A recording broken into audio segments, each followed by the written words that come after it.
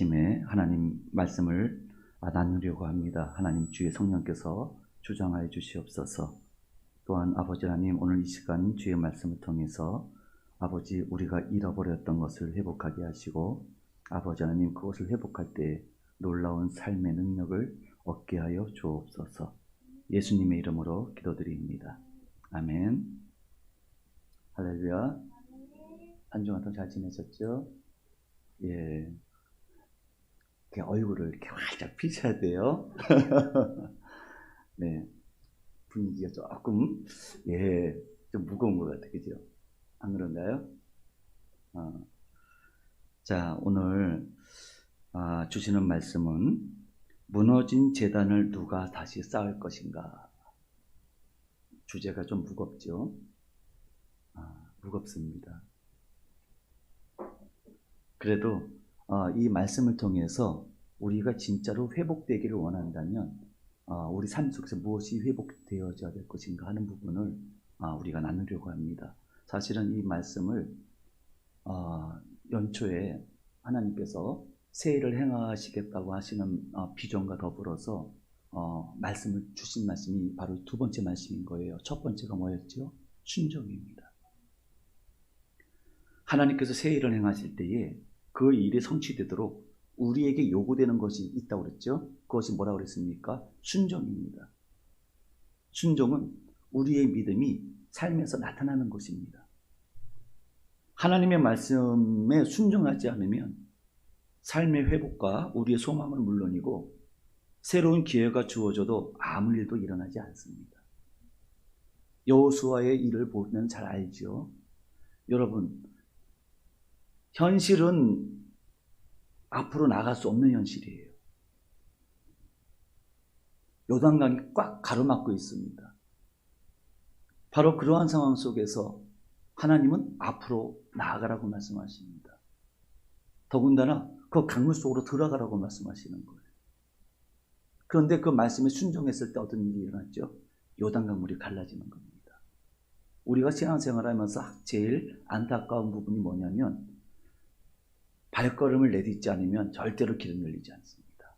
발걸음을 내디뎠을 때 길이 열리는 것입니다. 기다리면 안 되는 거예요. 하나님께서 말씀이 있을 때는 바로 순종하며 나아갈 때에 놀라운 일들이 예비되어져 있고 길이 열리는 겁니다.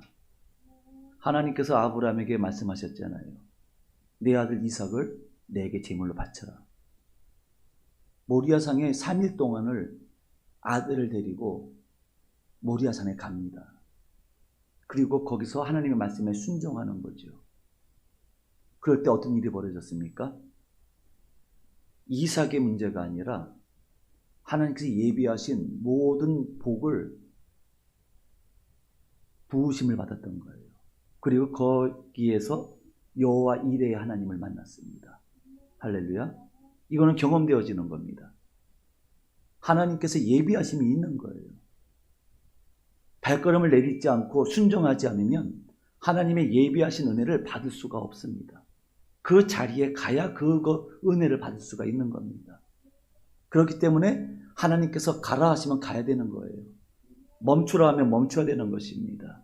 순종해야 되는 것입니다. 그런데 이 순종은 이 세상뿐 아니라 내 삶의 주인이 하나님임을 인정하지 않으면 절대로 순종할 수가 없어요. 다시 말씀드리면 하나님의 주권적 다스림을 인정하고 믿어야 되는 것입니다. 그렇다면 하나님의 주권과 다스림을 인정한다면 그 전에 반드시 회복되어져야 될 게 있습니다. 무엇입니까? 예배입니다.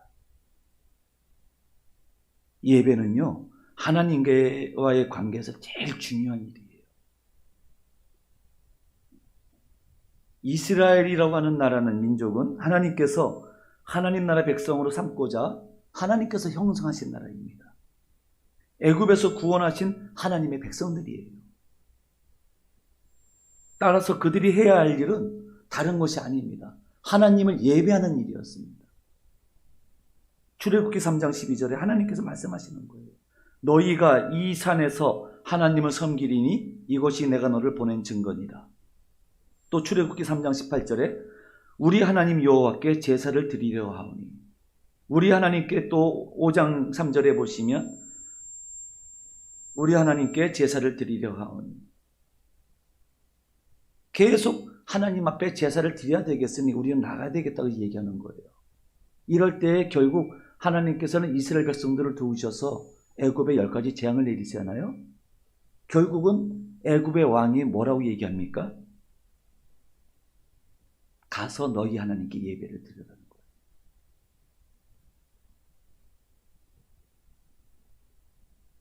예배입니다. 하나님의 백성이 하나님 앞에 드려야 될 첫 번째 의미가 뭡니까? 예배입니다. 예배. 그래서 이 예배는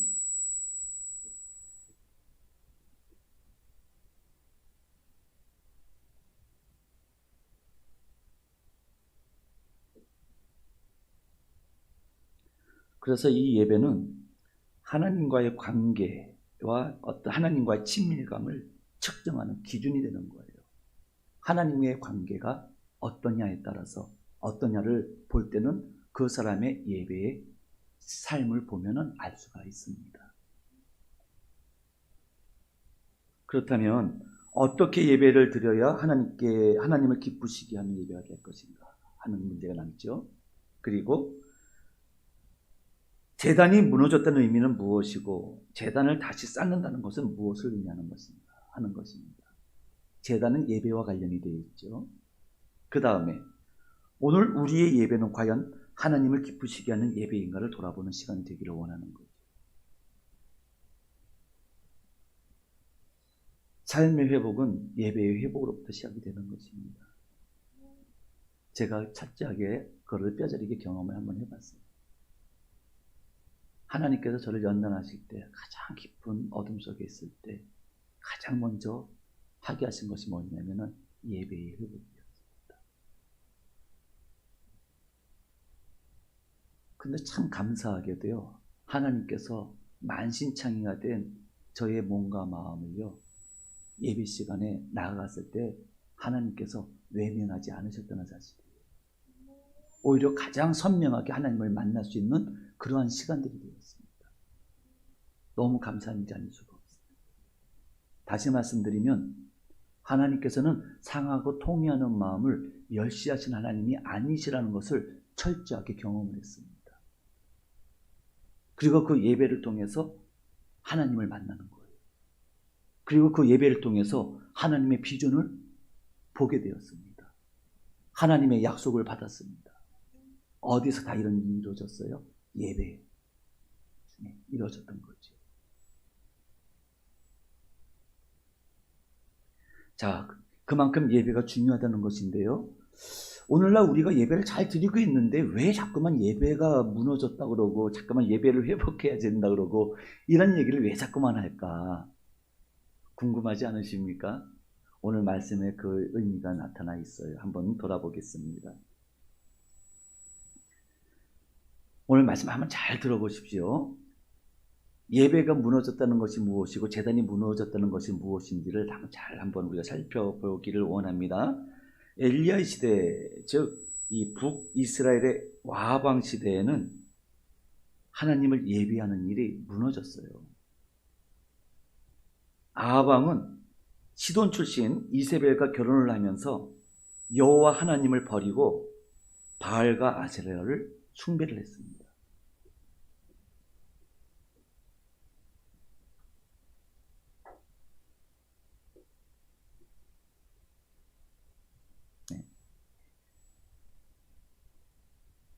그러니까 바알과 아세라는 풍요와 다산을 가져다 주는 신으로 이제 알고 우상을 숭배했던 거죠. 그래서 아합과 이세벨이 어떻게 했냐면 여호와의 선지자들은 모두 색출해서 다 죽여버렸어요. 또 하나님께 제사를 드리는 제단을 다 허물어 버렸습니다. 이것이 아합 왕국 때 일어난 일이었어요. 이 사람들은 전국 각지에서 바알의 이름으로, 다시 얘기하면 바알브릿, 바알브올, 바알세불, 바알멜카트, 이런 여러 종류의 우상을 숭배를 했던 겁니다. 이러한 바알 숭배가 전국적으로 이루어지니까 이러한 우상 숭배가 이스라엘 백성들의 삶에 깊이 파고들었던 것입니다. 그러면서 이스라엘 백성들은 바알을 숭배하면서도 전통적인 여호와 신앙을 가지려고 우왕좌왕하면서 차지도 덥지도 않은 그야말로 회색빛 혼합주의 신앙을 가졌던 것입니다. 양날이 걸친 거죠. 이러한 하나님에 대한 신앙이 탄압을 당하고 가뭄이라는 환경적 어려움이 찾아오자 이스라엘 백성들은 더더욱이 갈팡질팡할 수밖에 없었습니다. 무엇을 따라야 되느냐? 그렇죠? 여러분들, 왜 이런 갈등이 생깁니까? 우리가 기도할 때 기도의 응답이 즉각적으로 이루어지질 않죠. 하나님이 믿긴 믿는데 하나님은 보이지 않는 영으로 계시기 때문에 좀처럼 어려움이 찾아올 때는 하나님에 대한 신뢰를 유지하기가 어렵습니다. 그런데 우리 삶에서는 하나님 여호와 신앙, 우리의 신앙이 아닌 하나님에 대한 신앙이 아니라 믿음이 아니라 또 다른 어떤 해결책이 끊임없이 주어지는 것만 같아요. 그것이 바알과 아세라로 주어지는 거죠. 그러다 보니까 이 백성들이 어떻게 합니까? 왔다 갔다 하는 거예요.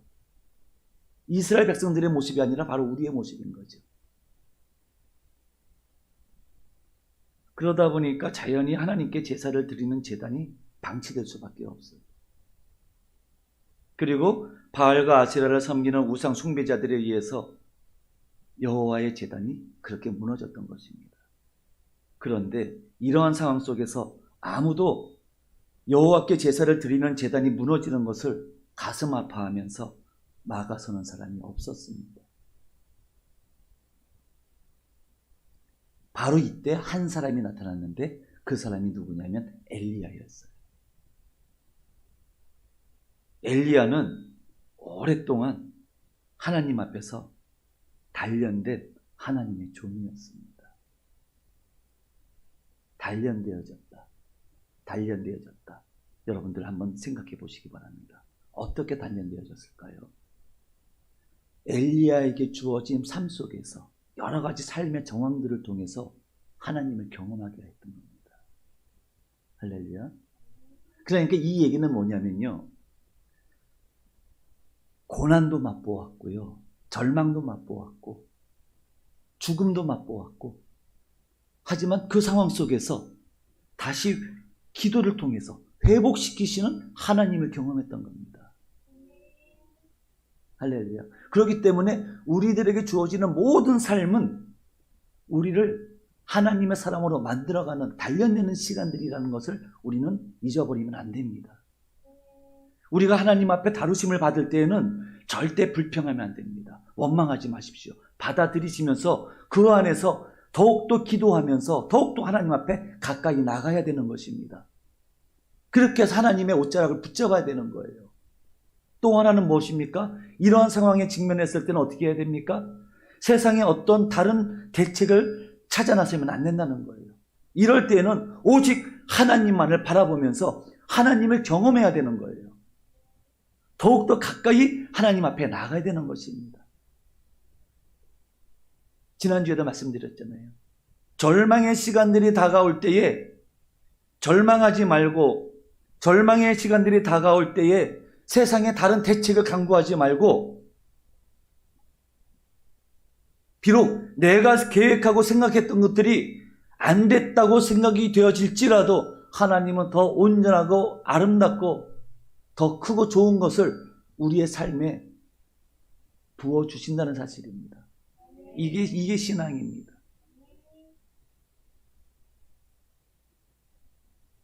그렇습니다. 엘리야는 바로 그러한 모든 상황들을 통해서 하나님을 경험했어요.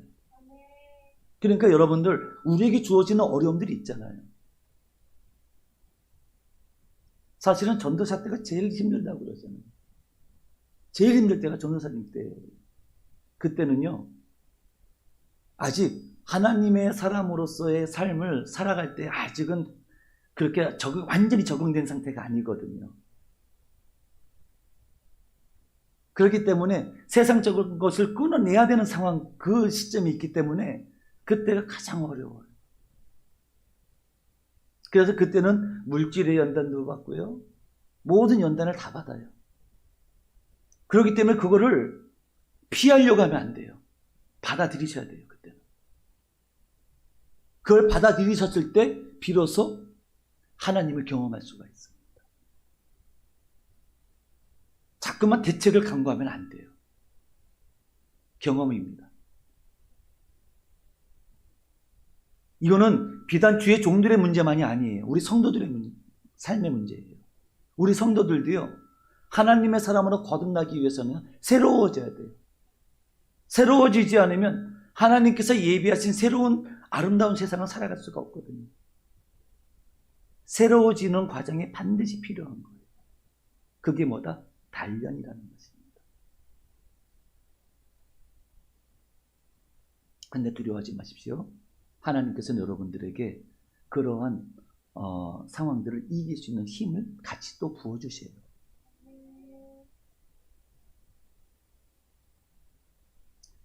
이와 같이 엘리야는 하나님 앞에서 오랫동안 단련되다 보니까 어떻게 돼요?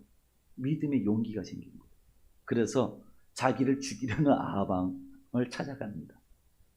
놀라운 일 아닙니까? 이거는 아무나 할 수 있는 일이 아니에요. 오늘날 우리가 여러 가지 얘기들을 많이 하잖아요. 코로나 종국을 맞이하면서 여러 가지 많은 일들이 있잖아요. 많은 일들이 있고 참으로 아쉬운 부분도 참 많이 있잖아요. 이러한 상황 속에서 믿음의 용기가 우리에게 요구되는 것입니다. 물론 지혜롭게 행동해야 될 부분도 있죠. 하지만 우리에게 무엇보다 필요한 것은 믿음의 용기입니다. 엘리야는 자기를 죽이려는 아합왕을 만나서 단판을 져요. 지금 문제는 뭐예요? 현 상황이에요. 이 상황, 이 가뭄이라고 하는 이 현 상황, 이것으로 인해서 민심이 흉흉해지고 갈 바를 알지 못하고 코로나라고 하는 이 상황 속에서 무엇을 어떻게 해야 될지 알지 못하는 이 상황, 이 원인이 어디에 있냐는 거예요. 그런데 이 원인을 아합왕은 뭐라고 얘기하냐면 하나님의 신앙과 그 예언자들을 완전히 제거하지 않아서 하나님의 가치관을 따라 사는 그들 때문에 이런 일이 일어났다는 거예요. 아합왕은. 그렇기 때문에 철저하게 하나님을 따르는 사람들 다 죽여야 된다는 거예요. 그것이 아합왕이 갖고 있는 해결책이었습니다. 잘 생각하십시오. 그런데 엘리야는 뭐라고 얘기하냐면 그게 아니라는 거예요. 아합 왕과 그 가문이 하나님을 버리고 바알을 숭배했기 때문에 이런 일들이 일어났다는 것입니다. 실제로 이 가뭄이 누구로부터 말미암았어요? 하나님을 배역하고 우상을 숭배한 이스라엘을 바라보면서 하나님께서 하늘의 문을 닫으셨기 때문에 이 가뭄이 일어난 거 아니겠습니까? 그렇다면 진정한 하나님은 누구이십니까? 바알이 하나님이에요? 여호와가 하나님이에요? 여호와가 하나님이신 겁니다. 다시 말씀드리면 우리의 생사 화복을 주장하시는 분이 누굽니까? 하나님이십니다. 세상에 그 어떤 게 아니에요. 하나님이에요. 하나님에 대한 믿음과 신앙을 분명히 해야 됩니다. 혼란스러울 때는요, 이 믿음이 분명해야 됩니다. 그래야 살아요. 믿음이 흐트러지면 안 돼요. 자꾸만 섞이면 안 돼요, 여러분. 이 말 저 말 들으면서 자꾸만 속지 마십시오. 세상의 말을 들으면 어떻게 돼요? 흔들려요, 믿음이. 여러분, 세상이 혼란스럽고 힘들 때에는 분명합니다. 여러분들의 삶이 어려웠을 때는 어떻게 해야 돼요? 하나예요. 오직 믿음 갖고 나가야 돼요. 그것만이 살 길이에요. 그러니까는 이 엘리야가 뭐라고 얘기하냐면 제안을 하는 거예요. 갈멜산에서 모든 백성들이 보는 가운데서 누가 진정한 하나님인지를 증명해 보자고 한번 제안을 하는 겁니다. 그런데 여러분, 갈멜산은요, 왜 갈멜산을 얘기했냐면, 갈멜산은 지중해 바로 옆에 있는 자그마한 언덕 같은 산이에요. 그렇기 때문에 가뭄의 피해가 상대적으로 적었던 곳이 갈멜산이에요. 그러면 여러분, 누가 유리하겠습니까? 누가 유리하겠어요? 바알 선지자들이 유리한 거예요, 여러분. 풍요와 다산의 신, 비를 내리는 신이 바알이라고 했거든요. 그러니까는 상대적으로 이 조건은요, 엘리야에게 있어서는 절대적으로 불리한 조건이었어요. 그런데 엘리야가 거꾸로 그들의 모든 조건, 그들이 유리한 조건을 제시하는 거예요. 이것은요, 진정한 신앙과 참된 믿음이 없으면 불가능한 일입니다. 여러분, 그렇잖아요. 우리가 무슨 협상을 하거나 어떤 일을 행할 때에 나에게 유리한 조건 속에서 일을 진행하려고 하지 않습니까? 이것이 인지상정인 거예요. 그런데 엘리야는 거꾸로 하고 있어요. 거꾸로. 너희들이 좋을 대로 다 하라는 거예요. 너희들이 유리한 대로 다 하라는 거예요. 그 조건 속에서 나는 가겠다는 거예요. 이게 무슨 얘기입니까? 저는 이 이야기를 드리면서 믿음의 용사, 거대한 큰 용사를 보는 거예요. 누가 있었죠? 다윗이 있었잖아요. 어린 목동 다윗이 거대한 장수 사울 왕을 비롯해서 이스라엘의 장수들이 다 두려워하는 그 골리앗을 상대로 해서 어떻게 해요? 나아가잖아요. 누가 하나님의 군대를 욕하느냐 하면서 나아가는데 뭐라고 얘기를 해요? 너는 칼과 창과 단창으로 내게 나오지만 나는 만군의 여호와의 이름으로 내게 나아가노라 하면서 물맷돌로 하나로 그 골리앗을 쓰러뜨렸잖아요. 할렐루야. 조건이 아닌 거예요. 중요한 건 뭐예요? 하나님에 대한 온전한 믿음인 거예요. 온전한 신앙인 거예요, 여러분. 여러분들의 생사의 그 갈림길에서 가장 중요한 게 뭔지 아십니까? 여러분들이 살 길로 나가는 가장 중요한 것은 하나님에 대한 온전한 신앙과 믿음인 거예요, 여러분. 다른 거 아닙니다. 내가 얼만큼 유리한 조건을 가졌고 유리한 환경을 가졌느냐가 중요한 게 아니에요. 내가 얼마나 많은 것을 소유했느냐가 그게 중요한 게 아니란 말이에요. 중요한 거는 내 안에 하나님을 향한 온전한 믿음이 있느냐, 그것이 중요한 겁니다.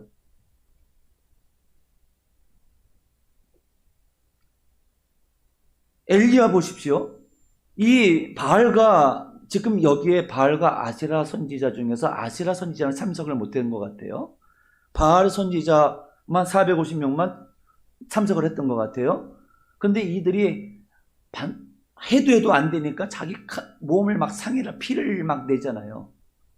해보라는 거예요. 엘리야는 자신만만한 거예요. 믿음이 있으니까, 하나님에 대한 믿음이 있으니까 해보라는 거, 너희들이 할 거 다 해보라는 것입니다. 안 되잖아요. 근데 그들이 다 하고 나서 엘리야가 얘기를 해요. 자, 봐라 하면서 물을 3번이나 갖다 붓게 해요. 더더욱이 불가능한 조건을 만들어 버리는 거예요. 그리고 나서 어떻게 합니까? 엘리야는요, 제일 먼저 뭘 하죠? 무너진 제단을 다시 쌓습니다. 오랫동안 무너져서 방치된 하나님을 예배하는 제단을 다시 쌓았다는 얘기예요. 저는 우리 은혜교회가 그래서 소망이 있습니다. 왜냐하면 처음에 이 은혜교회 들어올 때 이곳은 그냥 방치되어 있었어요. 아무도 여기 들어오려고 하지 않았어요. 왜? 여기가 막 물이 차서 넘쳐가지고요. 여러분들 이렇게 서 있잖아요. 4분의 3까지 물이 찼던 곳이에요, 여기가. 그냥 물 바가지로 퍼낼 수가 없어서 양수기를 갖다가 퍼낸 곳이 이곳입니다. 소문이 다 자자하게 났던 곳이에요. 수시로 천장에서 물이 흘러서 물이 고여요. 그런 곳이었습니다, 이곳이. 그러다 보니까 아무도 들어오려고 하는 곳이 아니었어요. 제가 처음에 여기 왔을 때 의자에 먼지가 이렇게 두껍게 쌓여가지고 글자를 써도 글자가 무슨 글자인지 보일 정도로 그 먼지가 쌓여있던 곳이 바로 이곳입니다. 어디 그뿐이겠습니까? 뒤에는 엉겅퀴 가시덤불로 온통 가득 차 있었어요. 거기다 동네 쓰레기는 다 와 있었어요. 제가 미련하지요. 읍사무소에 전화해가지고 7282를 불렀으면 될 뻔했는데 그 생각을 못하고 혼자서 저희 사모님하고 밤새도록 한 일주일을 그렇게 쳤어요. 끝도 없이 나가는데 끝도 없이 밤이 새도록 걸레로 곰팡이를 닦고요. 그렇게 들어왔어요. 방치되어 있었던 곳이에요. 그리고 나서 여러분들이 이렇게 지금 우리가 함께 예배를 드리고 있습니다. 할렐루야. 그래서 은혜교회가 소망이 있습니다. 믿으시기 바랍니다. 무너진 재단을 다시 수축하는 마음으로 그렇게 교회를 다시 예배드리는 곳으로 세웠던 거예요. 사람들이 이렇게 얘기를 해요. 교회 예배당이 그렇게 중요해? 아니에요, 여러분. 예배가 회복되어지는 것만큼 예배드리는 자리도 중요한 거예요. 교회는요, 단순히 예배드리는 공동체의 모임이라고 얘기를 하는데요. 그래서 자꾸만 그전에는 교회 그러면은 장소를 얘기를 했기 때문에 장소가 예배가 아니에요. 막 이러면서 목사님들이 예배드리는 모임이 교회입니다. 막 이러면서 예배당을 좀 소홀히 여기는 경향이 있었어요. 안 그래요. 이곳은 하나님을 예배하는 제단입니다, 여러분. 물론 이곳에서 우리가 예배를 안 드리면 다른 곳으로 이 건물이 용도가 바뀌면 그때는 예배드리는 곳이 아니겠죠. 하지만 우리가 예배드리는 그 순간만큼은 이곳은 하나님을 예배하는 제단입니다, 여러분. 그렇기 때문에 함부로 하면 안 되는 거예요. 믿습니까? 하나님을 예배하는 곳에서 더럽게 하면 되겠습니까? 저는 목사님들이라도요, 여기 와가지고 공사한다고 막 성물을 막 위에 신발 신고 올라가면요, 기겁을 해요, 제가 마음속에 그런 마음이 있는 거예요. 주의 종 맞나? 하나님을 예배하는 자 신발 신고 막 강단을 막 올라가고요. 막 이런 데를 막 올라가는 거예요. 의자를 막 방석을 치우고 여기 위에 올라가서 등 갈고 막 이래요. 저는 그건 아니라고 봅니다. 왜? 이곳은 하나님을 예배하는 곳, 정결해야 될 곳입니다. 함부로 하면 안 되는 곳입니다. 제단을 다시 쌓잖아요. 제단을 다시 쌓았는데 이것이 그리고 나서 어떻게 합니까? 12지파의 수요를 따서 12도를 취했다는 거예요. 이것이 의미하는 바가 뭡니까? 이것은 하나님께서 말씀하신 바 이스라엘의 근본은 하나님께 있음을 나타내는 상징적인 행위였던 거예요. 그렇죠? 그래서 엘리야가 제단을 다시 쌓는 것은 회복을 향해 이스라엘 백성들이 해야 할 첫 번째 일이었던 것이고 그것을 알았던 엘리야가 먼저 제단을 다시 쌓았던 것입니다. 그리고 하나님께 제단을 회복하고 나니까 이 제단을 통해서 하나님께서 영광을 나타내시는 겁니다. 할렐루야. 어떻게 영광을 나타내셨어요? 제단에서 엘리야가 기도를 드리니까 하나님께서 바로 응답을 하시잖아요. 하늘의 문이 열리고 하늘에서 불이 내려오잖아요. 할렐루야. 여러분들이 섬기는 이 은혜교회가 그런 교회인 줄로 믿습니다. 또 그렇게 돼야 될 줄로 믿습니다. 하나님께서 기뻐하시는 제단이 돼야 될 줄로 믿습니다. 물론 은혜교회뿐만 아니라 이제 우리 모든 교회가 하나님을 예배하는 곳으로서 하나님을 기쁘시게 해드리는 정결하고 거룩한 곳이 돼야 될 줄로 믿습니다. 자, 기도의 응답은 곧 하나님의 영광의 회복을 나타내는 것이었습니다. 이 일로 인해서 이스라엘 백성들이 바알을 섬기는 제사장들을 모두 죽이고 다시 하나님께로 돌아왔습니다. 할렐루야. 무슨 역사가 일어났죠? 회개의 역사가 일어난 거예요, 여러분. 회개. 입술의 회개가 아니라 실제로 그들의 삶이 완전히 돌아섰잖아요. 이게 진정한 회개거든요. 이 회개의 역사가 일어난 거예요. 삶에서 악을 제거하는 것이 회개입니다. 그리고 이어서 이 회개의 역사가 일어나니까 어떤 일이 벌어져요? 하늘의 문을 여시고 오랜 가뭄으로 목말라 하던 이스라엘에게 은혜의 소낙비를 부어주시는 거예요. 이 소낙비는 이스라엘의 삶의 문제뿐만 아니라 영적으로 메마르고 지친 백성들의 기갈을 씻어주고 새 힘을 얻도록 해주셨던 것입니다. 할렐루야. 제단의 회복이 일어나니까 회개의 역사가 일어나고, 회개의 역사가 일어나니까 삶의 회복, 영적인 회복이 일어났던 것입니다. 할렐루야. 그렇습니다. 회개와 회복이 어떻게 이루어졌다고요? 하나님을 예배하는 제단이 다시 쌓음으로 예배가 회복되어졌기 때문에 그렇게 된 것입니다. 그렇다면 제단이 의미하는 것은 무엇일까? 하나님께 대한 예배의 자리와 그리고 예배, 그리고 예배자의 신앙 자세를 의미하는 거예요. 제단이 갖고 있는 의미가 이 세 개를 다 함축하고 있는 겁니다. 이것을 우리가 다시 구체적으로 말씀드리면, 교회의 회복과 교회 공동체가 드리는 예배의 회복, 그리고 참된 예배자의 모습을 의미하는 거예요. 그러면 교회의 회복은 어떻게 나타나야 되느냐 하는 거예요. 우리가 교회 회복하는데 교회 회복이 무엇이냐는 겁니다. 교회의 회복은요, 예수 그리스도의 회복이에요. 교회의 머리는 예수 그리스도입니다, 여러분. 그러므로 교회는 예수 그리스도가 회복이 되어져야 돼요. 여러분 잘 한번 생각해 보세요. 왜 예수님이 회복되어져야 되는지. 예수 그리스도의 십자가의 능력이 회복되어져야 돼요, 교회가. 이게 다예요, 이게. 교회 회복은 다른 거 아닙니다. 예수 그리스도와 십자가의 능력이 회복되어져야 되는 거예요. 이것이 회복되지 않으면 교회 건물이 아무리 웅장하고 아무리 조직이 잘 짜여 있어도요, 교회로서의 진정한 모습을 상실한 것입니다, 여러분. 교회는 예수 그리스도가 전부여야 되는 것입니다.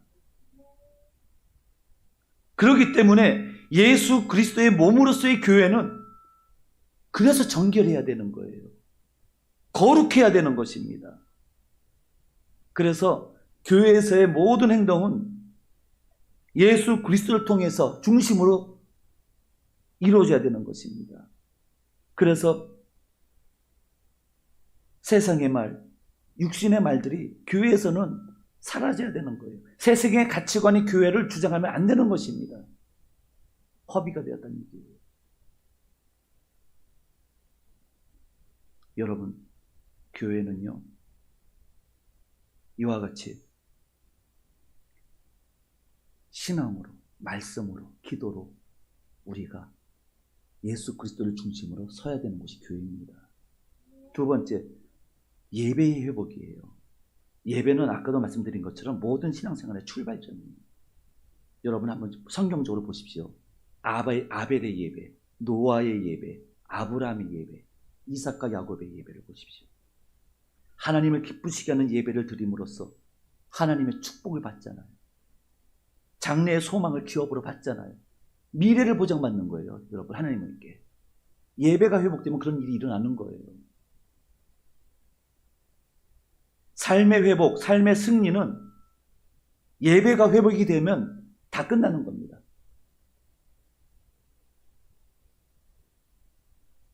그래서 근데 예배의 회복은 어떤 의미를 갖고 있냐면요, 하나님과의 진정한 관계 회복을 가져오게 되는 것이죠. 그래서 인격과 삶이 다시 회복이 되고 천국의 기쁨과 소망이 다시 회복이 되어지는 겁니다. 그래서 평안을 이루고 형통한 은혜가 부어지게 되는 것이에요. 믿습니까? 예배가 그만큼 중요한 거예요, 여러분. 세 번째입니다. 예배자의 신앙 자세. 예배자의 신앙 자세는 예배를 규정합니다. 이 예배는요, 사실 그래요. 우리가 드리는 이 주일 예배, 수요 예배, 금요 예배, 새벽 예배, 이게 우리는 이렇게 생각을 하고 있죠. 진정한 예배는 무엇일까? 여러분 생각해 보셨습니까? 하나님께서 기뻐하시는 예배가 무엇인지 기억해 보셨습니까? 생각해 보셨어요? 그 첫 번째가 뭔지 아십니까? 하나님을 경외하는 마음. 하나님을 경외하는 마음이 있을 때 이 예배가, 우리 공동체 예배가 성공하려면요, 공동체 예배가 하나님께 기뻐하신 예배가 되기 위해서는 어떻게 해야 된다? 삶의 예배가 회복이 되죠.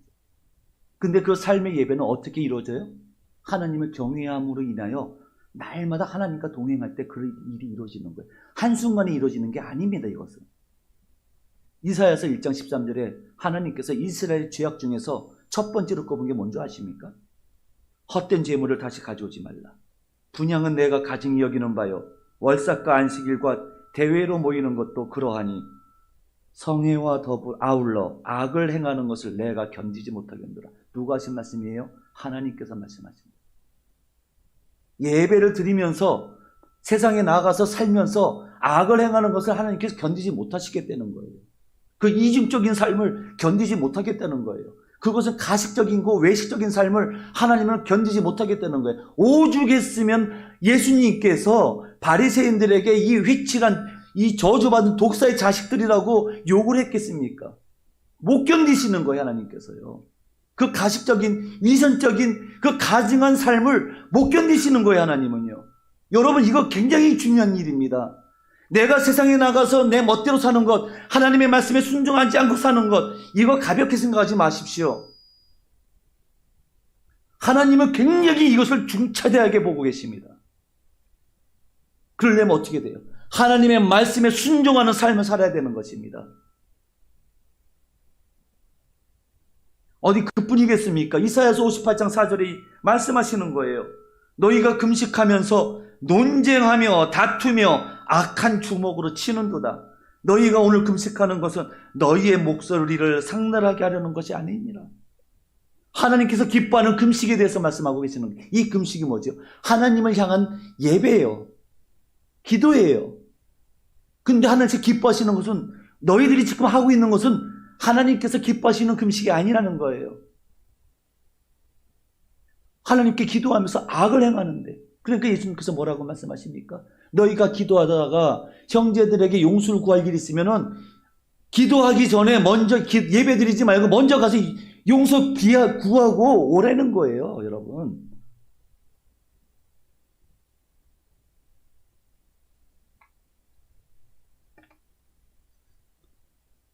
그렇습니다.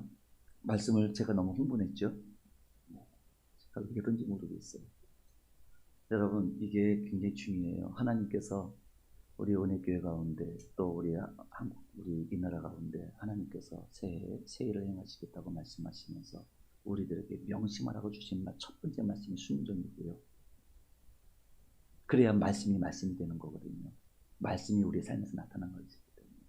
그리고 두 번째가 뭐냐면 하나님과의 기본적인 관계인 예배를 회복해야 됩니다.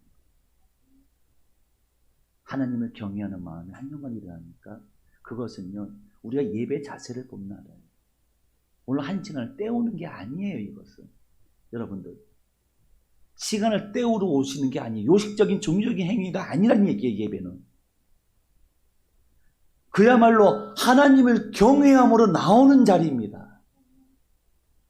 하나님을 만나는 자리에 만나는 시간이에요. 이 예배를 소홀히 여기만, 그래서 지난번에 말씀드렸잖아요. 예배의 자세를 보면은 예배하는 자의 마음을 알 수 있다고 말씀을 드렸어요.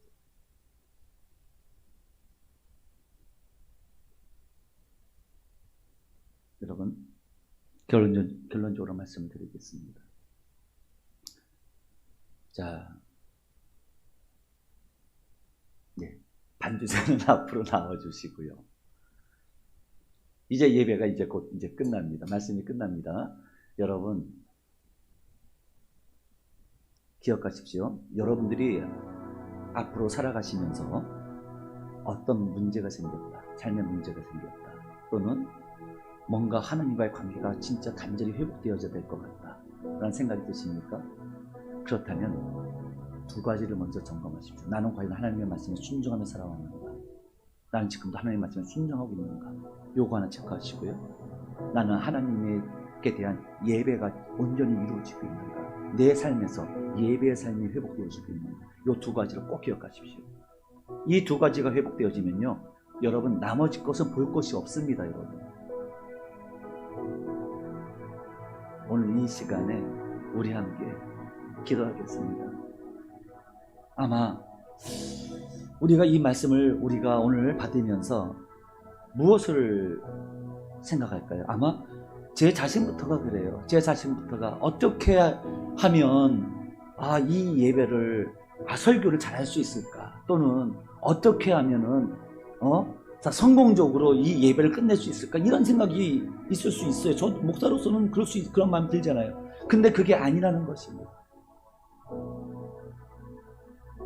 그것이 목적이 아니라 어떻게 하면 하나님을 기쁘시게 해드리는 예배가 될 수 있을까를 생각을 해야 되는 거였어요. 그렇다면 오늘 이 말씀을 들으면 회개가 나올 수밖에 없죠. 회개할 일이 더 많은 것 같습니다. 여러분, 오늘 이 시간 함께 기도할 때 온전하게 드리지 못한 예배가 있다면, 온전히 순종하지 못한 그런 삶이 있었다면, 이 시간 다시 한번 우리가 회개하기를 원하고, 앞으로는 우리가 하나님의 말씀에 순종하는 삶, 하나님께서 기뻐하시는 예배를 온전히 드릴 수 있기를 결단하는 그러한 기도를 드리도록 하겠습니다. 기도하겠습니다.